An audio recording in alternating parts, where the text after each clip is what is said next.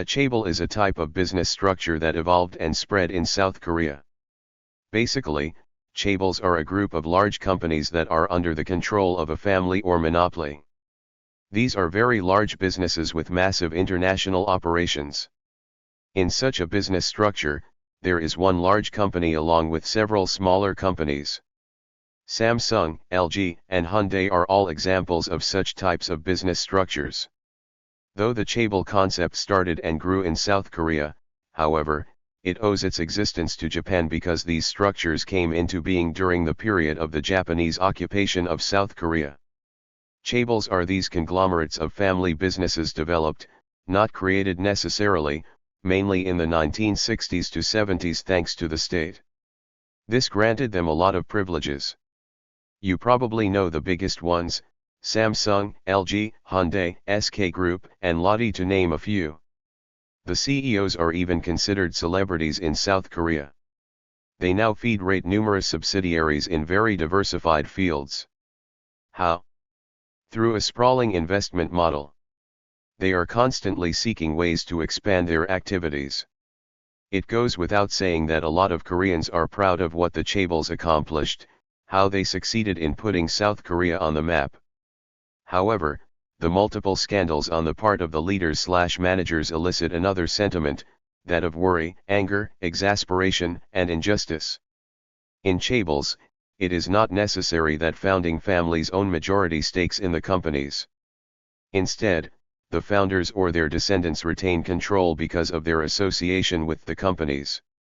Usually, the family members hold key positions in the management, and this gives them more control and influence over the business operations of the group. Largely people confuse chaebols with Japanese keiretsu. However, both the business structures have a lot of differences. For instance, the management and control of chaebols rest with the family owners. In contrast, professional executives manage and control keiretsu.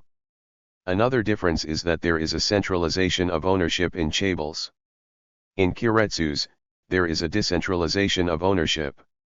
Importance of chaebol. Chaebols are very important to South Korea's economy. Such companies are the primary driving force behind the research and development, R&D, in the country. The importance of chaebols can be understood from the simple fact that almost half the value of South Korea's stock market and more than half of South Korea's exports are controlled by these chaebols. Such companies also bring in the majority of the foreign investment in the country. Chaebol's origin traced back to the 1960s, i.e., after the Korean War. At the time, to rebuild the economy, the government also gave full support to such companies. Such companies get tax incentives, special loans, subsidies, and other benefits from the government. 5 biggest chaebols. Following are the 5 biggest chaebols. Samsung, founded in 1938, it is the biggest chaebol. It was initially used to export fruit, dried fish, and noodles, and now is among the biggest companies in the world. Samsung now deals in electronics, luxury hotels, hospitals, and more. Samsung Electronics is the group's biggest subsidiary and accounts for about 14% of South Korea's GDP. Hyundai, founded in 1947, it was initially in the construction business.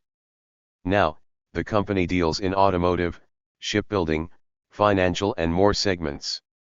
Following the death of its founder in 2003, Hyundai broke up into 5 different companies. Hyundai Motor is the 3rd biggest automaker globally, while Hyundai Heavy Industries is the biggest shipbuilding company in the world. SK Group. This group came into existence in the early 1950s after the acquisition of Sungkyong Textiles by the Chae family. Now, the group comprises about 80 subsidiaries that mainly operate in the energy, communication, financial, insurance, construction, and chemical segments. SK Telecom is the biggest wireless carrier in the country, while SK Hynix is the 2nd biggest memory chip maker in the world. LG Corporation.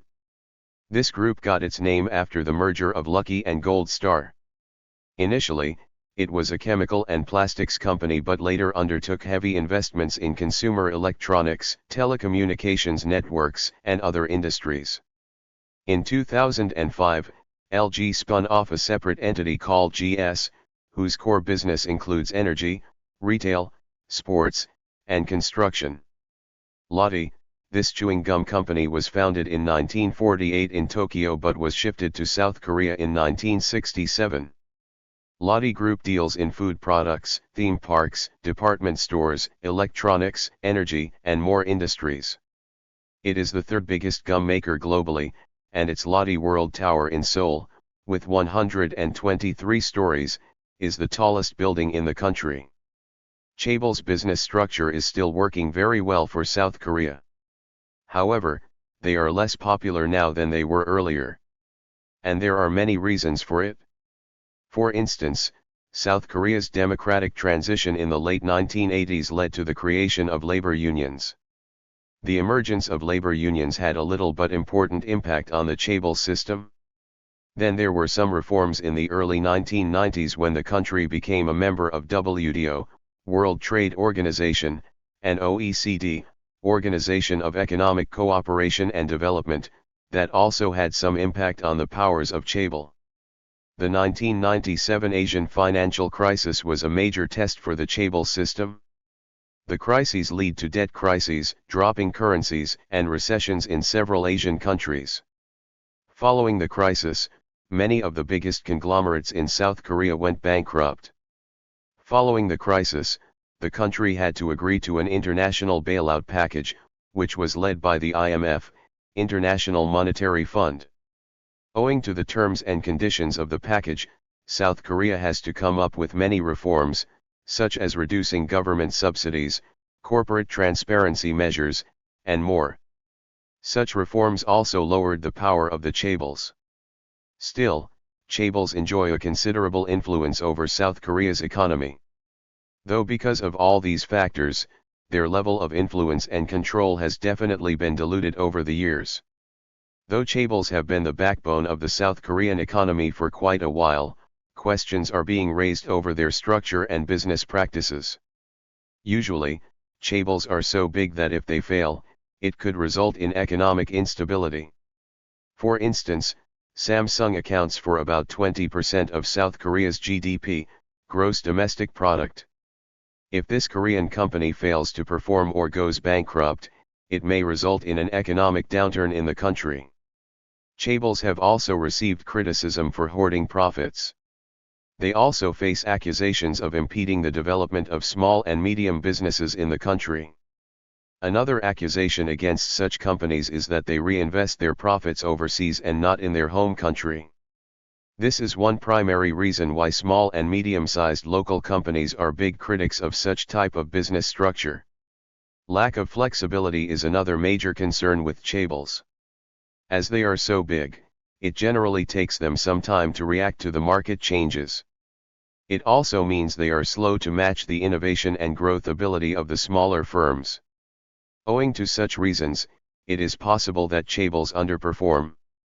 So, underperformance of a few such entities can have a significant adverse impact on the growth and performance of the Korean economy. Another criticism is that Chaebols result in monopolies and the concentration of capital. Moreover, these companies have also received criticism for their proximity to the government.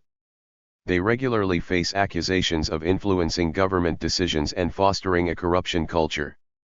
There are several instances of Chaebols bribing prominent government officials to gain undue favors. Over the last 2 decades, discussions have been ongoing over reforming Chaebols so as to address their criticisms and make them more accountable. Several laws and measures have come up in recent years, resulting in many high-profile convictions. For instance, Samsung chairman Lee Kun-hee had to resign in 2008 after tax evasion accusations. Still, critics argue that these reforms are slow and incomplete because Chaebols still enjoy massive power in South Korea. Thank you for watching this video.